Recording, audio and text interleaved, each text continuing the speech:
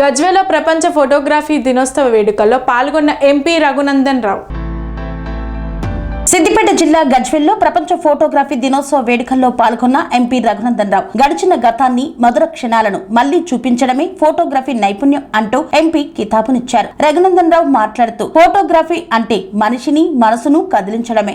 రఘునందన్ రావు గంటసేపు ఉపన్యాసం ఇవ్వచ్చు, ఉపన్యాసం మదిలో ఉండకపోవచ్చు, కానీ ఒక్క ఫోటోగ్రాఫర్ తీసే ఫోటో మదిలో ఎప్పటికీ నిలిచిపోగలదు. ప్రపంచాన్ని సైతం జాగృతి చేసే ఆయుధం ఫోటోగ్రఫీ. హృదయ విదారక సన్నివేశాలు, బాధాకర ఘటనలు ఎన్నో ఫోటో రూపకంగా బంధించబడి ఉంటాయి. గజ్వేల్ ఫోటో వీడియోగ్రఫీ భవన నిర్మాణానికి సహకారం అందిస్తామని ఎంపీ ప్రకటించారు. రాజకీయ నాయకుల ఉపన్యాసాలు మాత్రమే ఫోటోలు ఇస్తారని అనుకుంటారు, కానీ దానికి భిన్నంగా ప్రపంచ ఫోటోగ్రాఫర్లలో కొంతమంది పేర్లని ప్రపంచమంతా ఇంకా గుర్తుంచుకునే రీతిలో కొంతమంది తమ ప్రాణాలను సైతం లెక్క చేయకుండా అనేక ఉద్యమాలలో, అనేక యుద్ధాలలో ఫోటోలు తీసి యుద్ధం జరిగేటప్పుడు గ్రౌండ్ బ్యాటిల్ ఫీల్డ్ ఎట్లుంటుంది అనేది ప్రపంచానికి చెప్పింది. మొట్టమొదటిసారిగా 1853లో ఒక జర్నలిస్ట్ కమ్ ఫోటోగ్రాఫర్ తన కెమెరా తీసుకొని అప్పుడు జరుగుతున్నటువంటి యుద్ధం లోపల ఒక 3 సంవత్సరాలు పోయినాడు. ఆ జర్నలిస్ట్ పేరు రోజర్ పెంటస్ అనేటువంటి ఒక జర్నలిస్ట్ 1853లో ఇల్లు వదిలి యుద్ధం జరుగుతుంటే ఆ యుద్ధానికి పోయినాడు.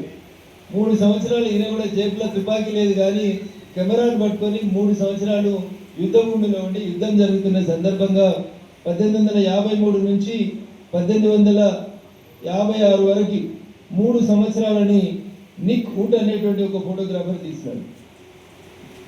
ఆయన తీసిన ఫోటో ప్రపంచం మొత్తాన్ని ఆకర్షించింది. ఏం చేసిండు ఆయన? యుద్ధంలో అయితే ఇటుపక్క నుంచి అటుపక్క నుంచి బాంబులు, తుపాకులు ఇట్లాంటి మోతలు మోగుతుంటే సైన్యమో సైనికులు ఈ సోదరుడు తీసినటువంటి ఫోటో, ఈయన ప్రపంచానికి చూపించినటువంటి ఫోటో ఏదైతుందో ఆ ఫోటోని 1972లో ఆయన పబ్లిష్ చేయగలిగాడు. బాంబులు పడుతుంటే ఒక 9 సంవత్సరాల అమ్మాయి తన ఫ్రాక్ సగం గాలి మంటలలో మండుతుంటే, ఇందాక కపర ప్రసాద్ గారు చెప్పినట్టు తెలంగాణ ఉద్యమంలో అందరూ జై తెలంగాణ అని చెప్తూ శరీరం మీద పెట్రోల్ పోసుకొని మంటలలో కాలిపోయిన దాసోజు శ్రీకాంతాచారి గారి లాగా అనేక మంది ఆ యుద్ధం లోపల మరణించి, అందులో ఒక 9 సంవత్సరాల పాప తన ఫ్రాక్ కాలిపోతుంటే ఆ మంటల్లో పరిగెడుతున్నటువంటి ఆ సందర్భంలో అతను తీసినటువంటి ఫోటో 1972లో ప్రపంచం ముందు ఉంచినాడు ఆ ఫోటోని. ఆ ఫోటో తర్వాత వియత్నాంలో జరిగినటువంటి ఆ ఫోటో ప్రదర్శనలో చూసిన ఆ ఫోటోని చూస్తే ఆ యుద్ధం యొక్క తీవ్రతలో మొత్తం అమెరికాని భయపెట్టేలాగా ప్రపంచమంతా శాంతి యాత్రలు జరిగినాయి. ఒక చిన్న పిల్ల మంటలలో పోతుంటే అమ్మాయి ఫ్రాక్ ఎట్లా మాడుతూ ఉంది, అమ్మాయి ఎట్లా ఆర్తనాదాలు చేస్తూ ఉన్నాయని ఆ ఒక్క ఫోటో ప్రపంచం మొత్తాన్ని ఆ రోజు కదిలించింది. మన దేశానికి వస్తే భోపాల్ అనే గ్యాస్ దుర్ఘటన జరిగింది. భారతదేశంలో భోపాల్ అనే ఒక గ్యాస్ దుర్ఘటన జరిగింది. మీరందరూ చూసింటారు. మీకు అది గుర్తుందో లేదో కానీ నేను అప్పుడు ఇంటర్మీడియట్ డిగ్రీ ఆ మధ్య ప్రాంతంలో ఉంటుంటారు, 1984 ప్రాంతంలో. మనందరికి గుర్తుండే సీన్ ఏంటంటే బాహుబలి సినిమాలో రమ్యకృష్ణ ఒక చిన్న పాపను పట్టుకొని నీళ్ళలో చేసేస్తుంది, అది మనకు కనబడుతుంది. కానీ భోపాల్ గ్యాస్ దుర్ఘటనలో ఒక చిన్న పాప ఆ విషవాయువుని పీల్చుకొని చనిపోయింది. చనిపోయిన దృశ్యాన్ని ఒక ఫోటోగ్రాఫర్ తీసిన ఫోటో. చనిపోయిన అమ్మాయిని తీసే కొత్తదనం ఏముందని మీరు అనుకోవచ్చు. అమ్మాయి కళ్ళు మూతవలేదు, కళ్ళు తెరిసే ఉన్నాయి. కానీ వేలాది మంది చనిపోయినటువంటి ఆ సందర్భంలో ఎవరో ఒక పుణ్యాత్ముడు పోయి ఆ చిన్న పాప శవాన్ని మట్టిలో పెట్టేటప్పుడు సగం మట్టేసిన తర్వాత అమ్మాయి కళ్ళు అట్టే తెరిచి చూస్తూ ఉంది. ఆ ఫోటోని రఘురాయ్ అని ఒక భారతదేశంలోని ఒక ఫోటోగ్రాఫర్ ఫోటో తీసింది. సగం మూర్చిన అమ్మాయి ఫోటో సగం గుంతలో, అంటే ఏమంటారు మన ఊరు భాషలో చెప్పాలంటే బొందలో పెట్టిన తర్వాత అమ్మాయి ఇంకా నేను బతికున్నా అన్నట్టు చూస్తూ ఉంది. ఆ ఫోటో చూస్తే కళ్ళు తెరిచినటువంటి ఆ చిన్న పాప శవం భోపాల్ గ్యాస్ లోపల పారిశ్రామికవేత్తలు చేసినటువంటి ఒక దుర్మార్గానికి పరాకాష్ఠగా భారతదేశాన్ని అంతా కదిలించింది. మనం చాలాసార్లు తీస్తాం ఈ మధ్యలో ప్రీ వెడ్డింగ్ షూట్లని, పోస్ట్ వెడ్డింగ్ షూట్లని, ఇంకా రకరకాలైనటువంటి ఫోటోలని మా ఫోటోగ్రాఫర్లు అందంగా తయారు చేస్తున్నారు. డిజిటల్ కెమెరాలని, ఏఐ టెక్నాలజీ అని రకరకాలు వచ్చినాయి. అందరినీ బాహుబలి లాగానే ఫోటోలు తీసి పెడతా ఉన్నారు. ఆ కెమెరాలకి, ఆ కెమెరామెన్లకి అభినందనలు, శుభాకాంక్షలు చెప్పాలి. కానీ మనిషిని మనసును కదిలించేటువంటి ఫోటోలు కొన్ని ఉంటాయి.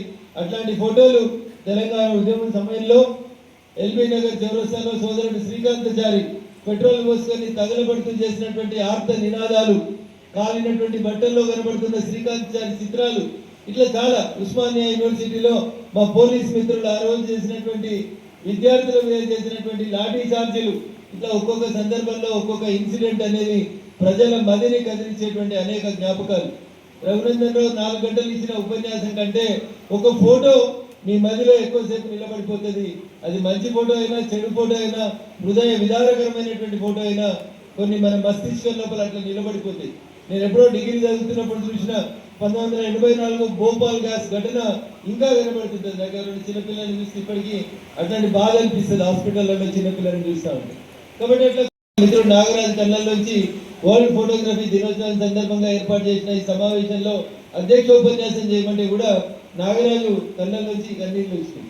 సార్ ఆ కన్నీళ్ళకి అర్థమైంది, కన్నీళ్ళు ఎందుకు వచ్చినాయి ఆ సందర్భంగా అనేది అది కూడా ఒక ఫోటో తీస్తే తప్పకుండా అది నాగరాజు హృదయ స్పందనని, ఫోటోగ్రాఫర్ల యొక్క ఆత్మని, బాధని అది ఆవిష్కరిస్తుందని చెప్పడం లోపల నాకు ఎట్లాంటి సందేహం లేదు. అందుకని దయచేసి కెమెరామెన్లు అంటే ఏదో చిన్నపిల్లలు పైసలు ఇచ్చినాం పెళ్లిళ్ళ ఫోటోలు తీస్తున్నారు, లేదా ఏదో ధర్నా అవుతుంటే వచ్చిర్రు, పోలీసులు లాఠీ చార్జ్ చేస్తుంటే ఫోటోలు తీసిర్రు, లీడర్లను కాలు చేయలు బట్టి ఎత్తి అవతల వారేస్తుంటే ఫోటోలు తీసిర్రు. ఇవి కావు, ఇవన్నీ కూడా జ్ఞాపకాలే. వీటన్నిటితో పాటు ఏదైనా ఒక హృదయ విదారకమైన సంఘటన, లాతూరులో భూకంపం వచ్చింది, మీకు గుర్తుండాలి.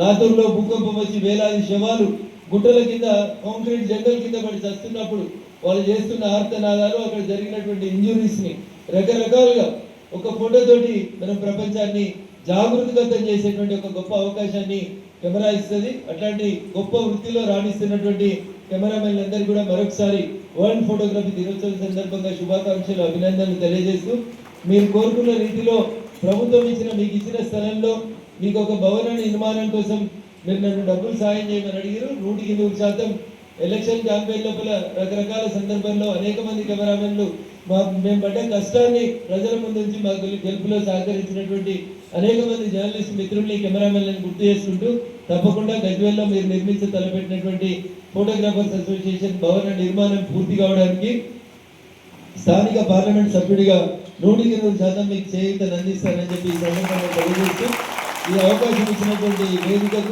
వేదిక మీద ఉన్నటువంటి ఫోటోగ్రాఫర్ మిత్రులకి, వేదిక ముందు ఉన్నటువంటి ఫోటోగ్రాఫర్ మిత్రులకి, పార్టీల నాయకులకు అందరికీ కూడా పేరు పేరున మరొకసారి శుభాకాంక్షలు, అభినందనలు తెలియజేస్తూ సెలవు తీసుకుంటా ఉన్నాను. జై హింద్, జై భారత్.